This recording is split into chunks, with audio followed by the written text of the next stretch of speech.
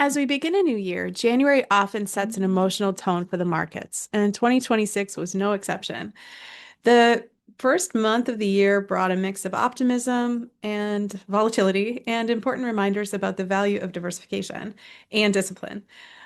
So, for our January market recap, I'd like to put into context and reinforce some of the strategies we're using for your long-term portfolios. The global economy entered 2026 on a relatively solid footing. Economic data pointed to moderate growth, easing inflation pressures, and resilient customer demand. While growth rates aren't as strong as prior expansionary phases, the economic environment remains constructive, particularly for long-term investors. At the same time, geopolitical developments influenced the market sentiment throughout the month. Ongoing global conflicts, shifting trade policies, and renewed political uncertainty reminded investors that markets don't move in a straight line. These events created short-term volatility, particularly in the commodities and the currency markets, but it didn't materially change the broader economic trajectory.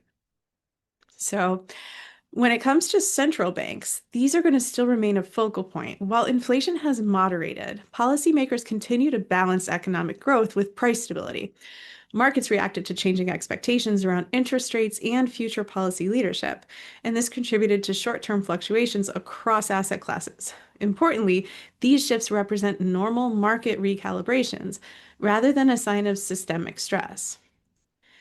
A key market moving event late in January was the announcement of the administration's nominee, Kevin Warsh, as the next Federal Reserve Chair.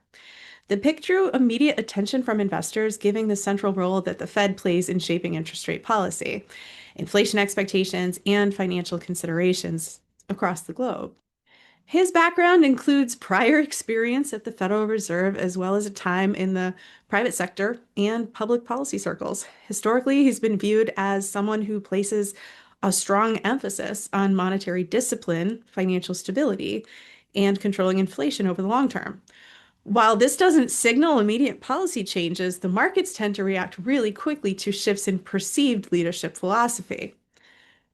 So on January 30th, the markets responded with increased volatility as investors reassessed the future path of interest rates. Equity markets experienced a very brief pullback, bond yields moved higher, and the US dollar strengthened. These moves that future expectations in monetary policy could remain firm if inflation pressures reemerge, even as economic growth continues. He's fairly status quo, which I think surprised a lot of people. And it's important to note that leadership transitions in the Fed often generate short-term uncertainty across the board. They rarely alter long-term investment fundamentals. The Federal Reserve operates as an institution and policy decisions are made collectively.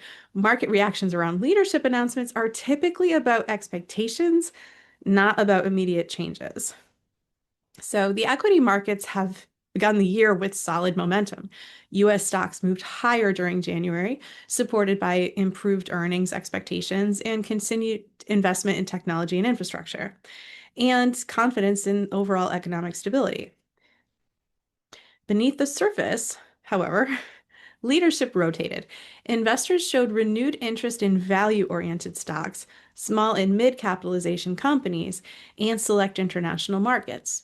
This rotation reflects a healthier market environment, one where gains are not specifically driven by a narrow group of stocks, but are spread across different sectors and different styles.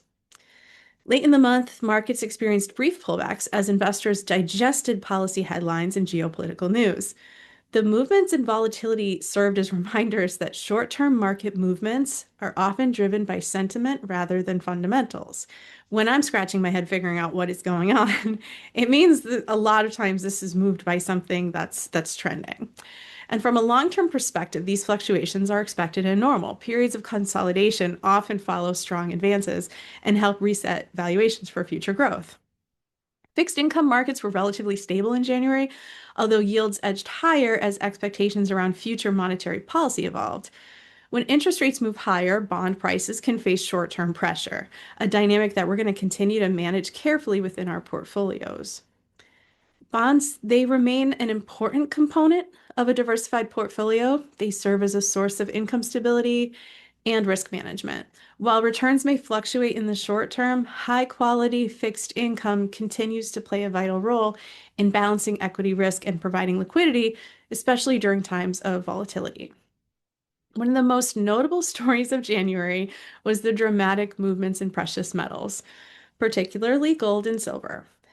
So we are still invested in gold and silver rallied sharply early in the month, driven by a combination of geopolitical uncertainty, concerns about currency stability, and increased speculative activity. That means the GameStop, the meme traders, they got involved. Everyone was talking about silver. And investors often turn to precious metals during times of heightened uncertainty, and this demand can accelerate really quickly when momentum builds. Silver, in particular, experienced an outsized market surge.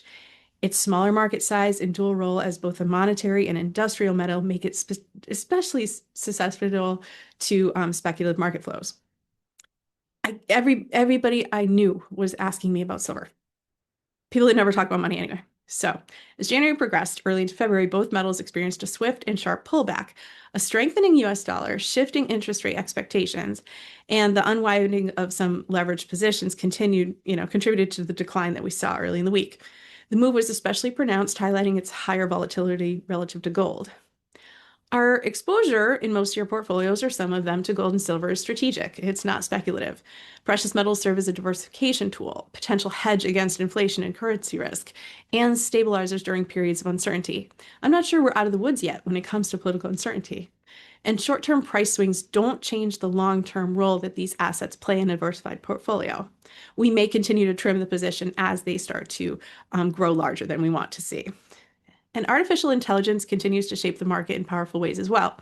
AI-driven innovation is improving productivity and boosting corporate earnings potential and reshaping these industries. These developments support long-term opportunities across technology and beyond. At the same time, AI algorithmic trading and rapid information flow can amplify the speculation and the short-term moves.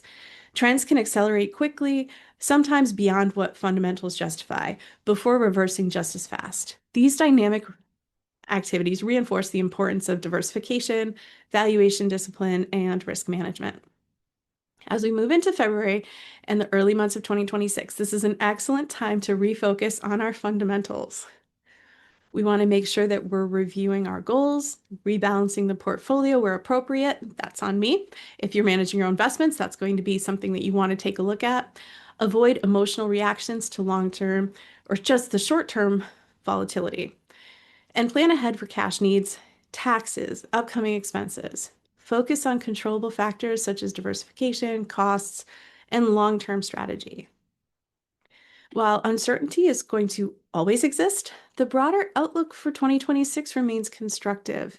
Economic growth is expected to continue, innovation remains a powerful tailwind, and corporate fundamentals are solid. Volatility, while uncomfortable at times, often creates opportunity for disciplined investors.